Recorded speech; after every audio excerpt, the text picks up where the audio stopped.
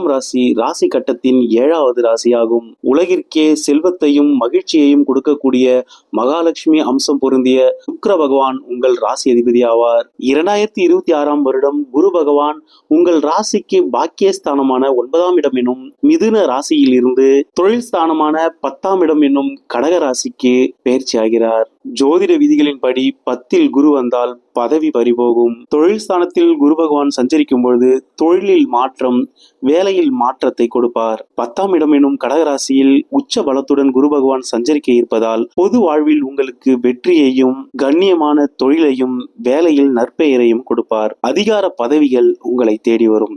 நீங்கள் எந்த வேலை எந்த தொழிலில் இருந்தாலும் அதில் அடுத்த கட்ட நகர்வை சந்திப்பீர்கள். நீண்ட கால ஆதாயத்திற்கான முயற்சிகளை மேற்கொள்வீர்கள். வேலையில் இருப்பவர்களுக்கு பதவி உயர்வுடன் கூடிய இடமாற்றங்கள் அமையும். தொழில் மற்றும் வேலை ரீதியாக நிச்சயமாக வெளியூர், வெளிமாநிலம், வெளிநாடு என இடம் விட்டு இடம் பெயர வேண்டிய சூழ்நிலை உருவாகும். நீங்கள் இதுநாள் வரை வேலை செய்து கொண்டிருந்த இடத்தில் உங்களுக்கு பதவி உயர்வு கிடைக்க பெற்று வேறு கிளைக்கு மாற்றப்படுவீர்கள். அதே போல் ஊதிய உயர்வையும் பெறுவீர்கள். வேலை மற்றும் தொழிலில் உற்சாகமும் மன மகிழ்ச்சியும் ஏற்படும்.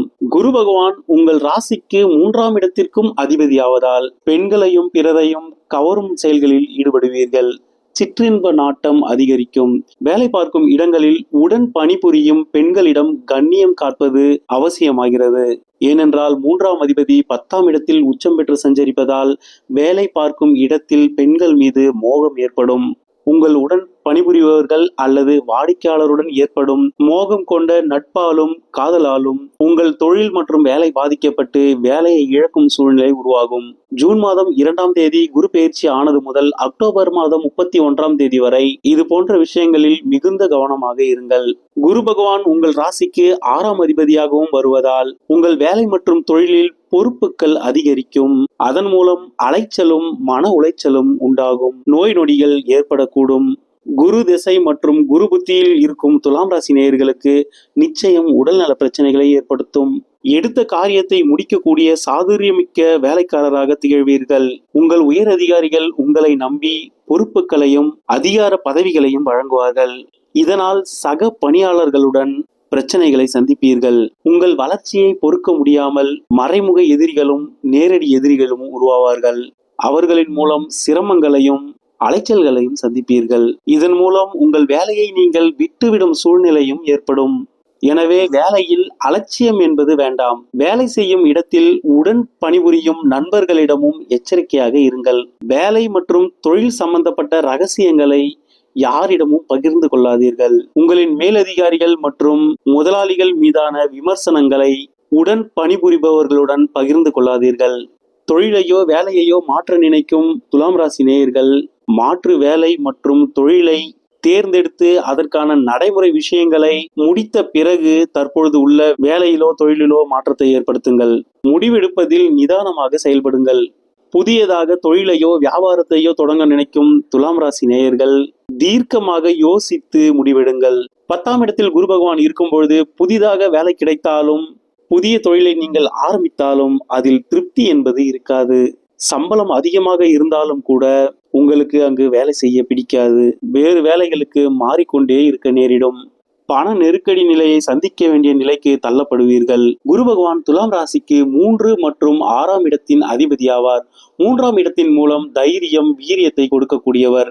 6ஆம் இடத்தின் மூலம் கடன், பகை, நோயை கொடுக்கக்கூடியவர். அவர் உச்சம் பெற்று சஞ்சரிக்கக்கூடிய இக்காலம் நீங்கள் எதிலும் நிதானமாக செயல்பட வேண்டியது அவசியமாகிறது. உங்களுக்கு எதிரி ஸ்தானமான 6ஆம் இடத்து அதிபதி உச்ச பலத்துடன் இருக்கக்கூடிய இந்த காலகட்டத்தில் நாம் எப்பொழுதும் டிஃபென்ஸ் மூடில் தான் இருக்க வேண்டும் என்பதை எப்பொழுதும் நினைவில் வைத்துக் கொள்ளுங்கள். 2026ஆம் ஆண்டு அக்டோபர் 31ஆம் தேதிக்கு பிறகு குரு பகவான் அதிசாரமாக உங்கள் ராசிக்கு 11ஆம் இடத்திற்கு பெயர்ச்சி ஆவார்.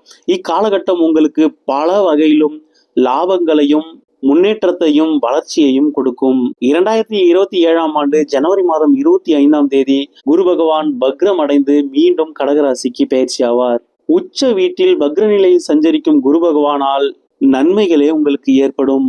எனவே குரு பெயர்ச்சி நடந்து முதல் 5 மாதங்கள் மிகவும் நிதானமாகவும் பொறுமையுடனும் கடந்து செல்லுங்கள். குரு பெயர்ச்சியின் முற்பகுதி உங்களுக்கு சில பிரச்சனைகளை கொடுத்தாலும் பிற்பகுதி சிறப்பான பலன்களை கொடுக்கும்.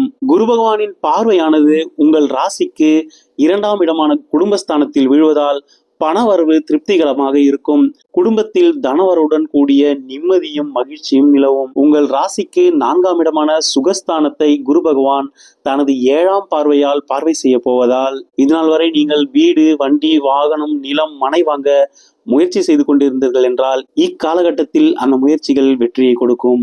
உங்கள் உடல் நலத்திலும் உங்கள் தாயாரின் உடல் நலத்திலும் நல்ல முன்னேற்றத்தை காண்பீர்கள். சிறப்பு பார்வையான 9ஆம் பார்வையால் உங்கள் ராசிக்கு 6ஆம் இடத்தையும் அதில் சஞ்சரித்துக் கொண்டிருக்கும் சனி பகவானையும் குரு பகவான் பார்வை செய்வதால் எவ்வளவு எதிர்ப்புகள் உங்களை நோக்கி வந்தாலும் அவற்றை வெற்றி கொள்ளும் மதி நுட்பத்தையும் ஆதரவையும் சனி பகவான் உங்களுக்கு கொடுப்பார். தொழில் மற்றும் வியாபாரம் என்பது லாப நோக்குடன் நடக்கக்கூடிய ஒரு விஷயமாகும். அப்படிப்பட்ட தொழில் வியாபாரத்தை குறிக்கக்கூடிய இடத்தில் பொது நலத்தையும் தான தர்மத்தையும் குறிக்கக்கூடிய குரு பகவான் அமரும் பொழுது தொழிலிலும் வியாபாரத்திலும் அதிக பொது நலத்துடனும் லாப நோக்கம் இன்றியும் உங்களை செயல்பட வைத்து உங்களுடன் இணைந்து தொழில் மற்றும் வியாபாரம் செய்யும் பிறரிடம் பகையை ஏற்படுத்தி விடுவார். ஆனால் வேலையில் உள்ள துலாம் ராசி நேயர்களுக்கு நல்ல ஆதாயமும் பதவி உயர்வும் ஊதிய உயர்வும் கிடைக்கும். இடமாற்றமும் ஏற்படும். வியாழக்கிழமைகளில் தட்சிணாமூர்த்தியை வழிபட்டு வருவது நல்ல பலனை கொடுக்கும்.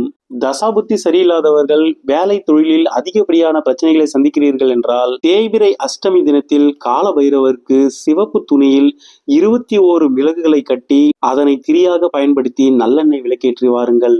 எதிரிகளின் தொல்லை குறையும். துலாம் ராசி நேயர்களே, இறைவனின் துணை என்றும் உங்களுக்கு இருக்கட்டும். நன்றி.